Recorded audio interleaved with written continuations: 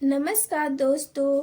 आज के हमारे इस वीडियो में हम आपके लिए लेकर आए हैं पाप मोचनी एकादशी की व्रत कथा। तो चलिए जानते हैं इसके बारे में। एक युधिष्ठिर महाराज ने भगवान श्री कृष्ण से पूछा, हे कैशव, कृपा कर आप मुझे चैत्र मास के कृष्ण पक्ष के आने वाले पाप मोचनी एकादशी के विषय में बताएं।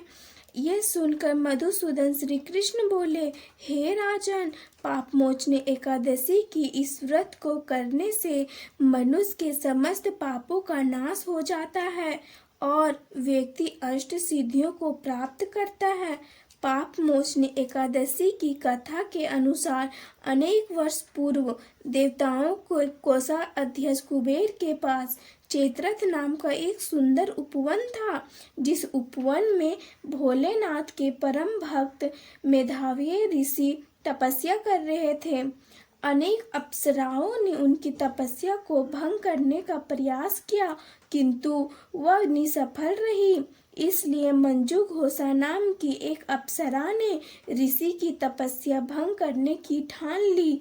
मेधावी मुनि के आश्रम के कुछ दूरी पर वे मधुर वीणा बजाने लगी और गायन करने लगी। मेधावी मुनि घूमते हुए उसकी ओर आए और उससे प्रयास गायन करता हुआ देख मोह के वशीभूत हो गए और उसके साथ रमन करने लग गए।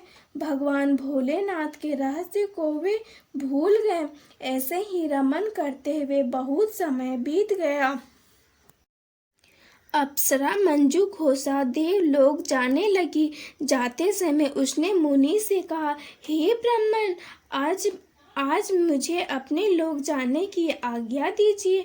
तब मेधावी मुनि बोलने लगे, हे देवी, जब तक सवेरे की संध्या ना हो जाए तब तक आप यहीं ठहरो। मंजू घोषा बोली, हे मुनिवर, अब तक ना जाने कितनी संध्याएं हो चली है, मुझ पर कृपा करें, बीते हुए समय का विचार कीजिए। तब मंजू घोषा की बात सुन मेधावी ऋषि ने बीते हुए समय का हिसाब लगाया।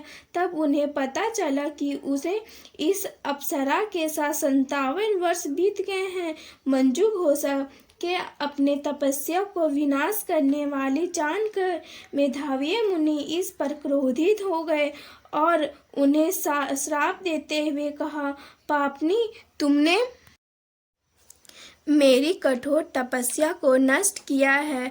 मैं तुम्हें श्राप देता हूँ कि तुम 50 योनि में चली जाओगी। मुनि के श्राप के अनुसार मंजू घोषा विनम्रता से बोली, हे मुनिवर, मैंने आपके साथ अनेकों वर्ष व्यतीत किए हैं, मुझ पर कृपा कीजिए। तब मेधावी मुनि बोले, क्या करूं? तुमने मेरी बहुत बड़ी तपस्या मेरी नष्ट की है। चैत्र कृष्ण पक्ष में जो शुभ एकादशी आती है उसका नाम पाप मोचनी एकादशी है, सभी पापों का नाश करने वाली है।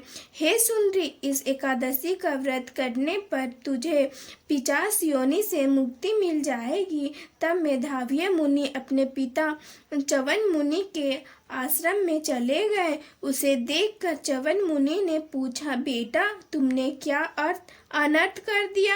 तुमने तो अपने पुण्यों का नाश कर दिया। तब मेधावी मुनि बोले, पिताजी, मैंने पाप किया है, कृपा कर कुछ ऐसा उपाय बताएं जिससे मेरे पापों का नाश हो जाए। तब च्यवन मुनि ने कहा, चैत्र कृष्ण पक्ष की पाप मोचनी एकादशी व्रत करने पर तुम्हारे पापों का नाश हो जाएगा। यह सुन मेधावी मुनि ने विधि पूर्वक पाप मोचनी एकादशी का अनुष्ठान किया, जिसके प्रभाव से उसका पाप नष्ट हो गया और वे तपस्या से परिपूर्ण हो गए।